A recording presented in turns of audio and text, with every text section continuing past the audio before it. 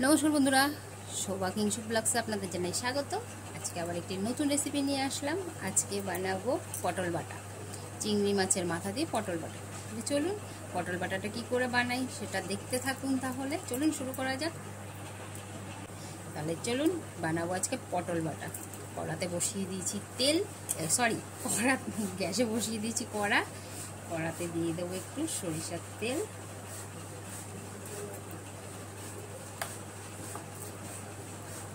আর এখানে আমি কিছুটা চিংড়ি মাছের মাথা আর কটা চিংড়ি মাছ নিয়েছি, এগুলো একটু ভেজে নেব।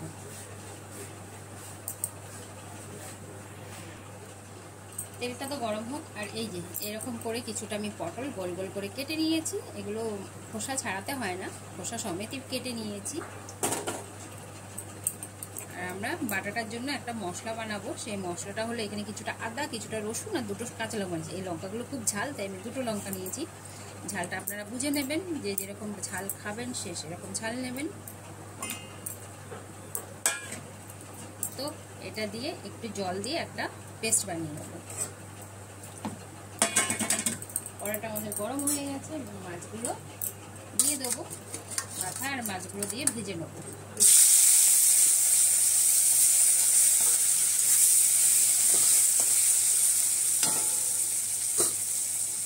মাছটা ভাজা হোক, ততক্ষণ আমি মশলা পেস্টটা তৈরি করে নিই।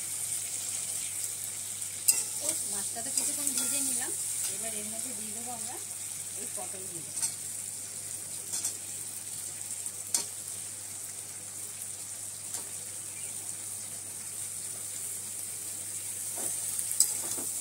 পটলগুলো দিয়ে সামান্য 3-4 মিনিট মতন একটু ভেজে নেবো একসাথেই সব কিছু।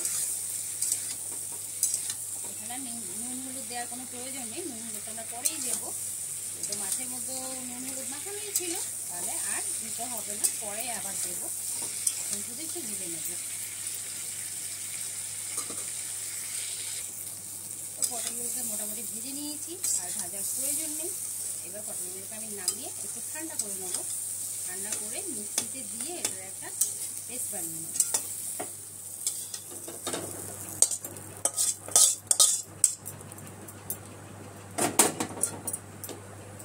ওটা হোক, ততক্ষণে কড়াতে আর একটু তেল দিয়ে দেবো।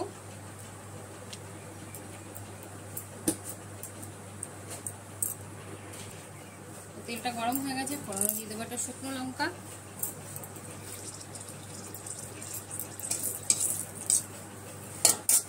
দিয়ে দেবো কিছুটা কুচানো পেঁয়াজ।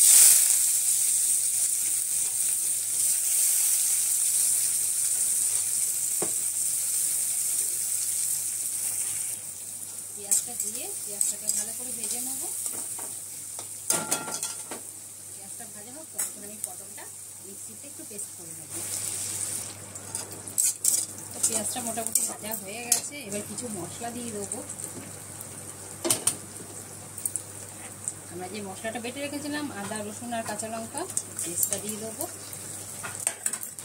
ভালো করে ভেজে নেব।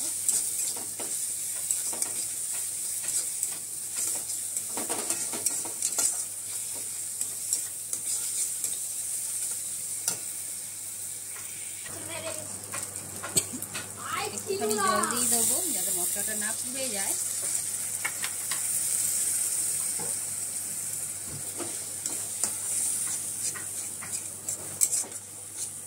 এবার কিছু গুঁড়ো মশলা অ্যাড করবো। গুঁড়ো মশলার মধ্যে দেবো পরিমাণ মতন লবণ দেবো,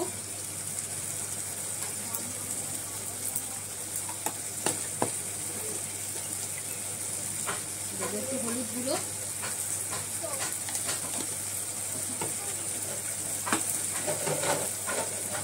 দেবো একটু কাশ্মীরি লঙ্কার গুঁড়ো কালারের জন্য,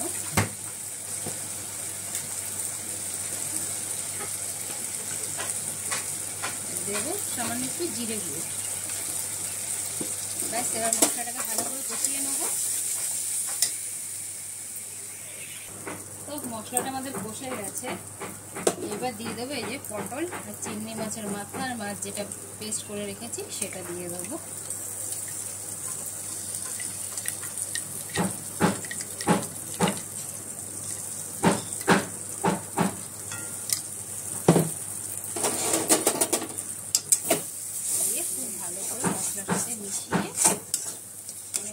খেয়াল করতে হবে, মশলাগুলো ভালো করে মেশাতে হবে।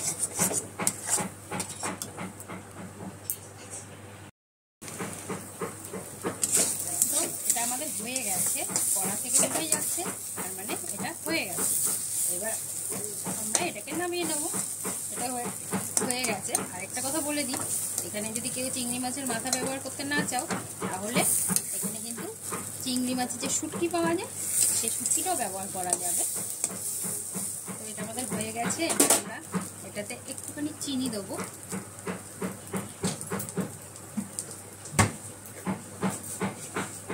সামান্য একটু চিনি দিয়ে দিলাম, দিয়ে চিনিটাকে মিশিয়ে নেবো।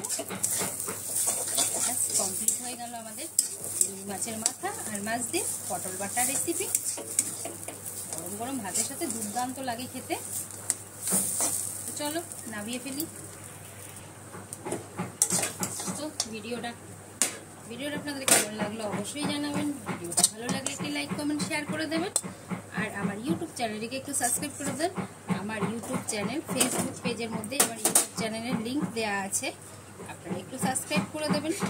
অবশ্যই কিন্তু বাড়িতে ট্রাই করবেন এরকম করে চিংড়ি মাছের মাথা বা চিংড়ি মাছ দিয়ে পটল বাটা রেসিপি।